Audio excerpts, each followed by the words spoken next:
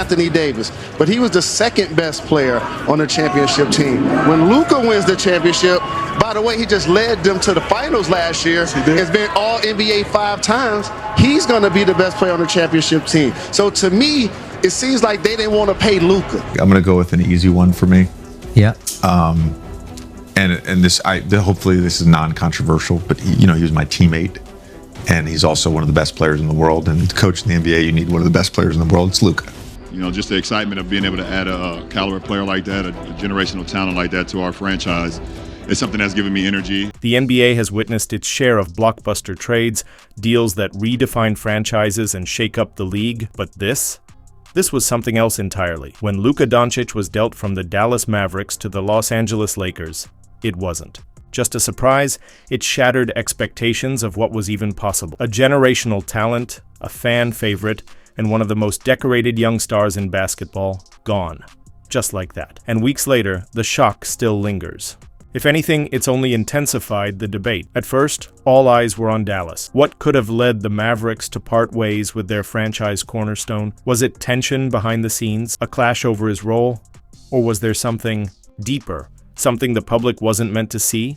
Speculation ran wild. Some questioned whether this was even about basketball at all, or if power and business played a bigger role than anyone realized. But as time passed, the discussion evolved. It's no longer just about why Luka was traded, it's about how he was treated. The Mavericks didn't simply move on, they seemed determined to justify their decision. In the aftermath, reports began surfacing. Reports started rolling in. Questions about Luka's conditioning, his leadership, his attitude. It felt like the Mavericks weren't just moving on, they were trying to justify the unthinkable. As if trading away a generational talent somehow made sense. That didn't sit well with a lot of people.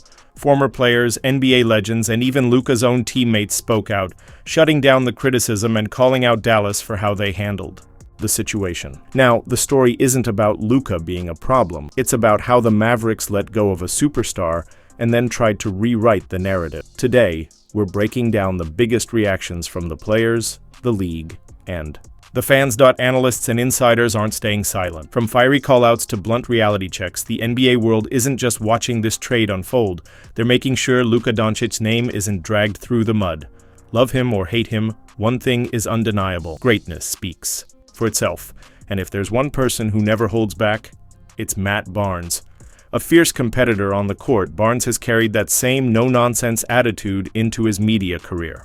So when Luka's trade went down, he didn't just critique the Mavericks, he went straight for the top.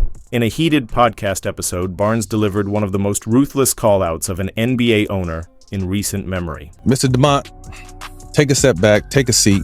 You know nothing about hard work or what it takes to be great. You married into money. Sit with this trade that you made.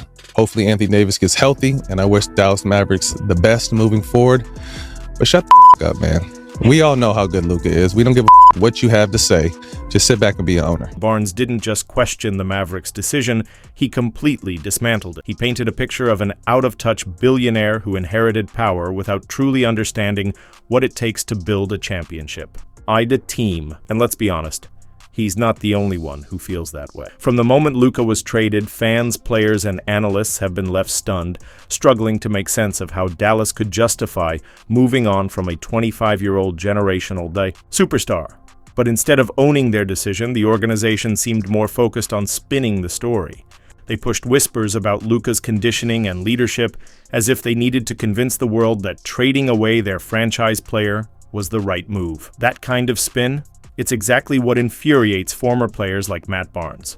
If there's one thing NBA veterans can't stand, it's front offices disrespecting the greats. Luka Dončić didn't just deserve better than being traded, he deserved better than having his name dragged through the mud afterward. And if the Mavericks thought they could control the narrative and escape criticism, Barnes made sure that wasn't going to happen. When a trade this shocking goes down, there are usually two explanations: basketball reasons or something deeper. And according to Paul Pierce, this wasn't just about basketball. This was about ego.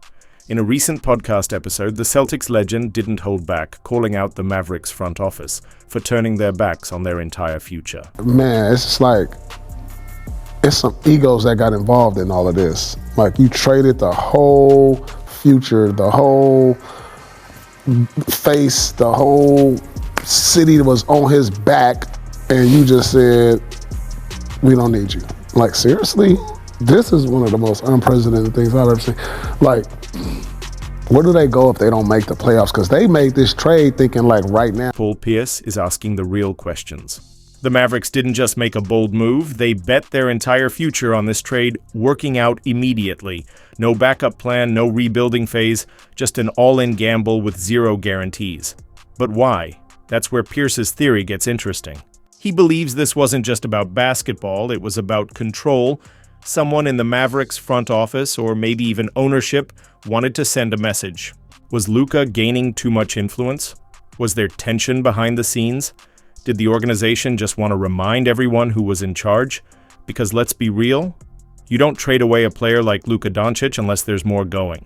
On behind closed doors, and now if the Mavericks don't make the playoffs, if the Mavericks miss the playoffs, this move goes from questionable to catastrophic. And speaking of disastrous decisions, Jalen Rose had plenty to say, especially about the financial side of this trade. Rose has seen his fair share of bad deals over the years, but when he looked at this one, he saw something even worse, a franchise that wasn't willing to commit to greatness. In a televised discussion, he didn't hold back. To me, it seems like they didn't want to pay Luka. So for me, if you don't want to pay Luka, then just sell the team. That's how I feel about it. Because if you ain't going to pay somebody to accomplish what he's accomplished already, I don't know where the money going to come from somebody else. Rose didn't just criticize the trade, he questioned the entire direction of the Mavericks as a franchise. Because let's be real, if you're not willing to pay for a once-in-a-generation talent like Luka Dončić, what exactly is the plan? This isn't some borderline all-star. This isn't a player with question marks about his development. This is Luka, one of the most dominant young stars the league has seen in decades. And yet, instead of building around him and securing their future, the Mavericks let him go. For what? To save money? To dodge a supermax contract? That's not just a bad decision. That's a franchise failure. Because now Dallas isn't just trying to replace Luka's production. They're trying to convince their own fans why they wouldn't invest in one of the most valuable players in the league. And as Rose made very clear, if you're not willing to invest in a player like that, like Luka, then maybe you shouldn't own a team in the first place. When you've been around the NBA as long as Avery Johnson, you've seen it all. Trades that transform franchises, deals that raise eyebrows, and moves that make absolutely no sense. For Johnson, Luka Dončić's trade falls squarely in that last category.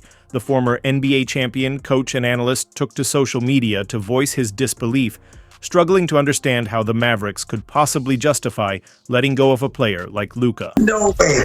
Now, Luka's 25 years old. And sure, there's been some situations defensively where he can improve, obviously the communication onslaught with the referees. But this type of talent doesn't come around that many times in a lifetime. This wasn't just a defense of Luka, it was a direct attack on the Mavericks front office. Bob Voulgaris didn't hold back, calling out the decision-makers for acting like they were responsible for Luka's success when, in reality, they were just lucky to have him fall into their laps. And he has a point, Luka wasn't a first overall pick. The Mavericks didn't mold him into a superstar. From the moment he stepped into the NBA, he was him. Yet now, after trading him away, those same executives are scrambling to control the narrative, acting as if Luka wasn't good enough or didn't fit their vision. And to Bob, that's not just wrong. It's downright offensive, because if you inherit a future Hall of Famer and still fail to build a contender around him, maybe it's time to stop blaming the player and start blaming yourself. And if there's one person in the NBA world who never holds back, it's Shaquille O'Neal. The four-time champion, Hall of Famer, and larger-than-life personality has seen it all. Bad trades, front office disasters, and organizations fumbling generational talent. So when Luka Dončić was traded, Shaq wasn't. Buying it, in a recent interview, he put the Mavericks front office on blast, demanding real answers for a move that still makes no sense. The people who are critiquing him had no business. I'm sorry, but those people have not accomplished anything. They're not accomplished individuals. Who are they to be talking about what it takes to win? That's the part that I found really, really offensive. What have you done in your life that allows you to, you're in charge of the team and so you're beholden to that. But Also, come on, give me a break. What have you inherited a pretty good roster. You inherited a generational superstar. Have a little bit more humility. And that's the real problem. Nobody truly knows why this happened. The Mavericks haven't given a clear, honest reason for shipping off one of the most dominant young stars in NBA history. Instead, they've dodged questions, thrown out vague statements, and let rumors run wild. Rumors that Shaq and just about everyone else aren't buying. Because let's be real, if Dallas had a legitimate reason, wouldn't they have said it by now? Shaq's frustration echoes what fans, analysts, and even former Mavericks legends are feeling. You don't trade away Luka Dončić without a franchise-altering explanation, but the big diesel didn't stop there. In another segment, Shaq shifted his focus to Luka himself and how he's handling all the noise. And the treachery of the business of basketball, which people just come out and say. Like, I want Nico to say, this is why we trade him. Like, nobody's really giving an answer. Like, we want to know. Dirk wants to know. Mark Cuban wants to know. All of Dallas wants to know why you trade one of the best players in the league. And this is where things get really interesting. Shaq sees something brewing. Something that should terrify the rest of the league. Luka isn't just changing teams. He's stepping into an environment built for greatness. For years, critics have questioned his conditioning. Is he in peak shape? Does he take care of his body the way other superstars do? Well, now he's playing alongside the ultimate blueprint, LeBron James. At 41 years old, LeBron is still dominating thanks to his legendary discipline, diet, and training methods. And if Luka absorbs even half of what LeBron does to maintain his body, game over. Because if Luka combines his raw talent with elite conditioning, that's unstoppable. That's MVP dominance. That's Dallas's worst nightmare. So while the Mavericks still can't explain why they traded Luka, Shaq sees the real story. They didn't just trade Luka, they gave him the ultimate motivation to become even greater. And when Luka comes back, stronger, sharper, and more dominant than ever, Shaq, like the rest of us, will be waiting for Dallas's explanation. Because when a superstar gets traded, especially in a move as shocking as this one, there's usually fallout. Players lash out. They take shots at their former team. They air grievances, fire off cryptic social media posts, and make sure the world knows they weren't the problem. But Luka Dončić, he did none of that. And that's exactly why Josh Hart had to give him his flowers. In a recent interview, Hart praised Luka's composure in the wake of the trade, pointing out how easy it would have been for him to fire back at all the noise. He has a crazy chip, and I could tell by his professionalism and press conference. Like, they're asking him questions like, what do you think about Dallas management? And he stops and he laughs. Oh, he's pissed off. And you made a great point. You're with a guy that's 41 years old and knows how to take care of his body. You're going to get to see what he does.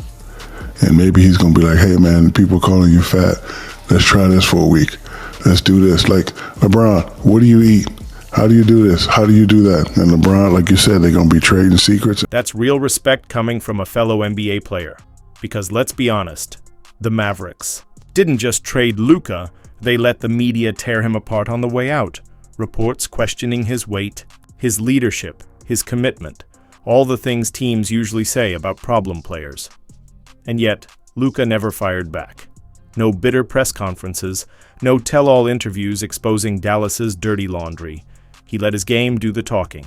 And for guys like Josh Hart, that speaks volumes. In a league where players are constantly under the microscope, taking the high road isn't easy. But Luka, he never let them see him sweat.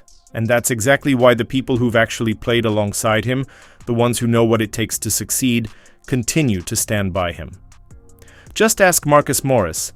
If there's one narrative that just won't die, it's the idea that Luka Dončić isn't in shape. Critics love to harp on his conditioning, his body type, his defense, talking like he's some guy struggling to keep up. But here's the thing.